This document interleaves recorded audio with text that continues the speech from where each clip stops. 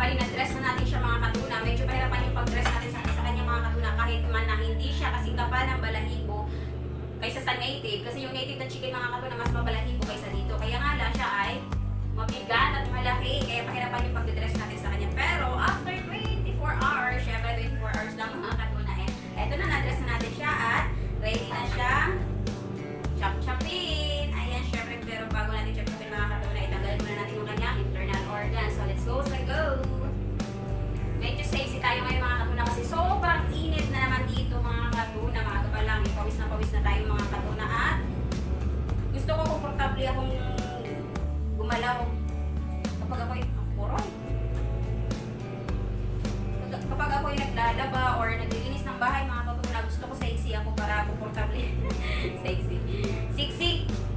Sexy para komportable akong gumalaw. So yung ating kutsilyo, ito matalas na. Alam niyo mga katuna, itong manok na to ay bigay lang po to sa amin doon sa bundok ng Tralala kasi harvest time doon.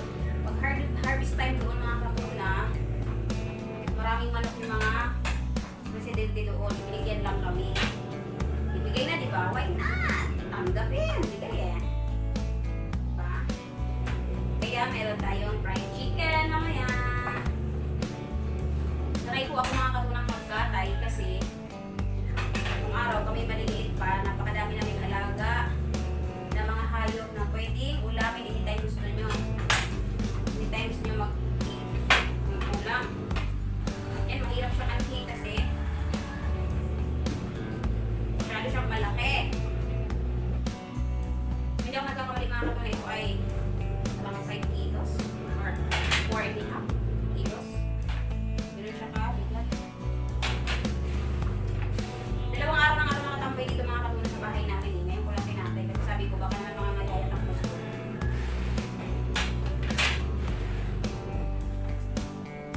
Laki niya oh.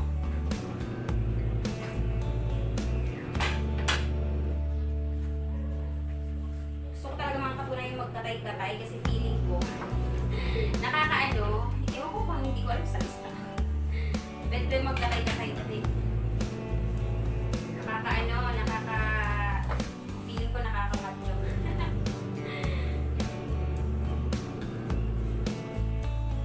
Nakakamatyo Dahan-dahan lang para maiwasan natin mga katuna punit yung kanyang intestine para hindi magkalat yung kanyang poop. Yan.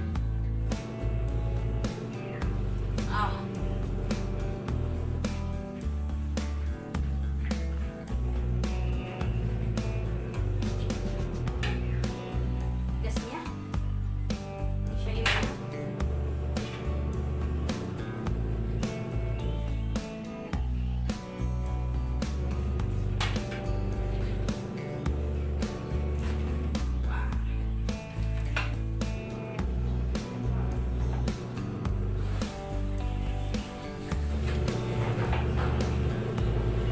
yung loob. Kita nyo? Hindi laki ng atay niya.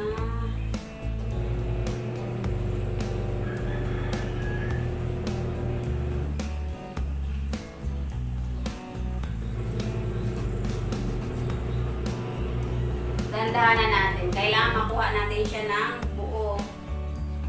Lahat ng internal organs. Wait, unahin natin ito dito.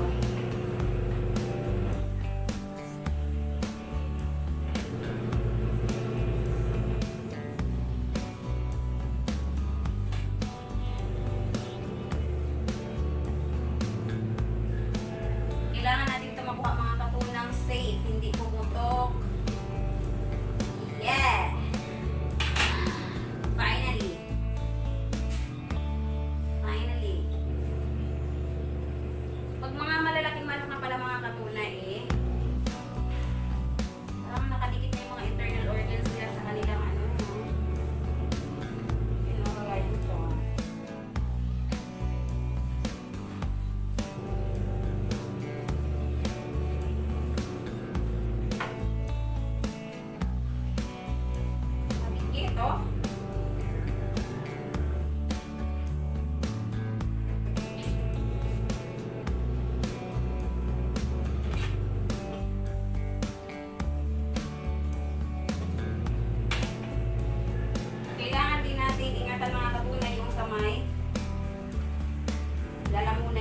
ayaw din natin kalagin sa loob.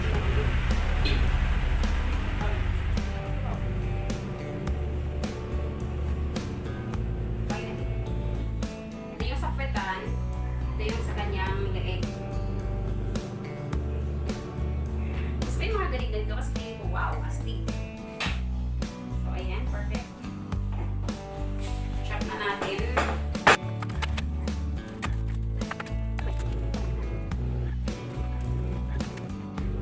Lipat tayo dun mga kapuna kasi nakabasag yung ating mess.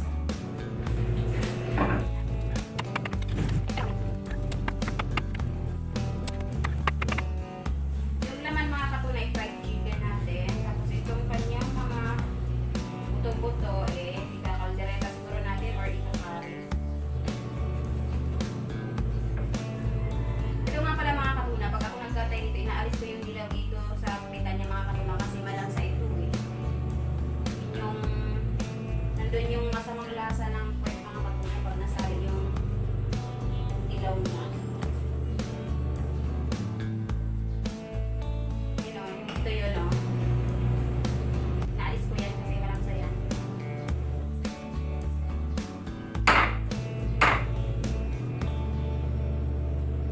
Siniwa ko siya ng paganyan.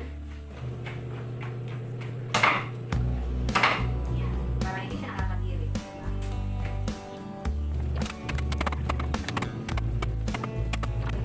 While magtatagdid ako nito mga katuna, ito naman ay aking ilalaga. Para malambot yung ating ipang-fry. Laga ko muna, isa kami.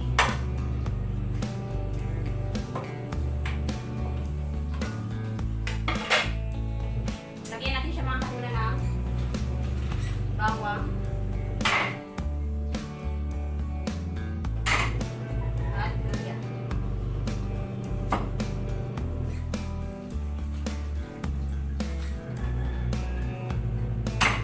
Para pang-alis na ang lang sa mga katuna.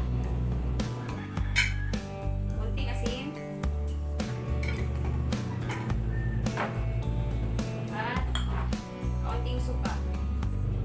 Yan. Para masarap yung ating fried chicken mamaya.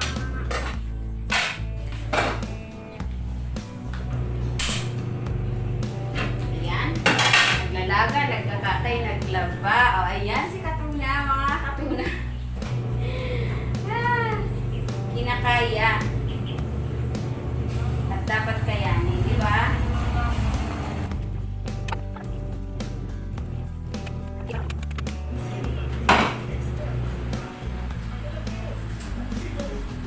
So, ayan, tapos na tayo mga Katuna dun sa kanyang katawan. Doon naman tayo sa kanyang internal organs mga Katuna. Ano?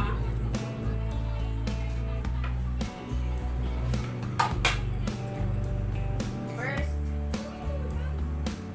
ingatan namin mga Katuna, hindi sumabog yung kanyang mga internal organs at yung kanyang abdo.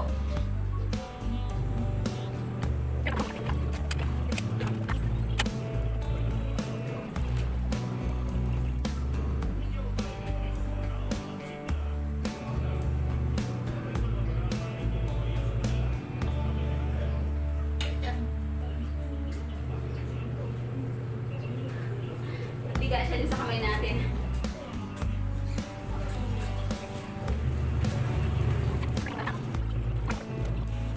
Gusto yung heart niya mga Katuna.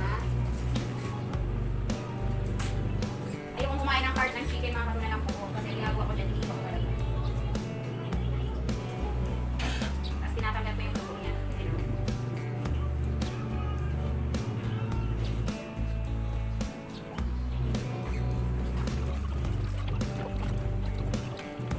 Ito naman mga Katuna, sabi ng tatay ko, pinipit-pit daw siya ng ganyan. Para mas mabilis siyang tanggalin dun sa kanyang pagkakaligid sa loob mga Katuna.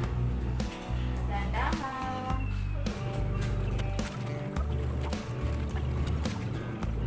Sabi nila mga Katuna, magaling kang magkatay kapag nakuha mo tong laman ng kotse na hindi nagkakalat. So tingnan natin kung magaling na ako mga Katuna. Hindi pala butchito mga Katuna, balon-baluna. Magaling ka daw kapag nakuha mo to ng buo mga Katuna. Yan o.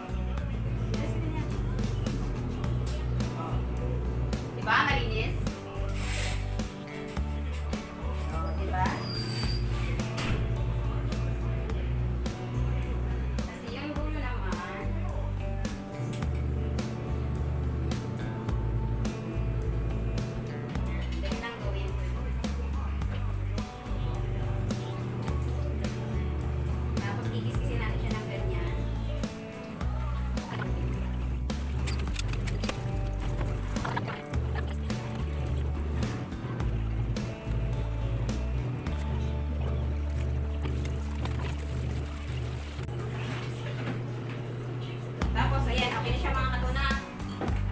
Lagyan natin ng suka.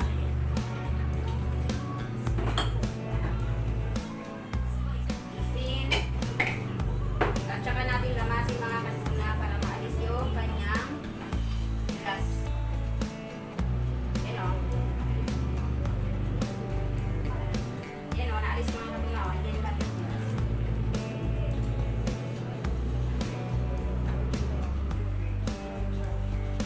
Natin hugasan ulit.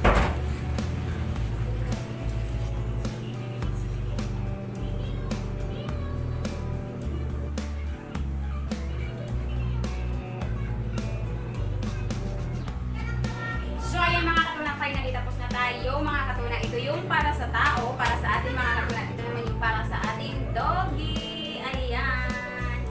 So, salamat sa mga katuna ko. Walang sawang sumuporta at sumubaybay sa aking mga walang kakwenta-kwentang palabas. Ayan. So maraming salamat sa inyong lahat. Big love, shoutout sa inyong lahat. Thank you so much. At hanggang dito na lang yung ating video. Paalam! God bless us all mga katuna.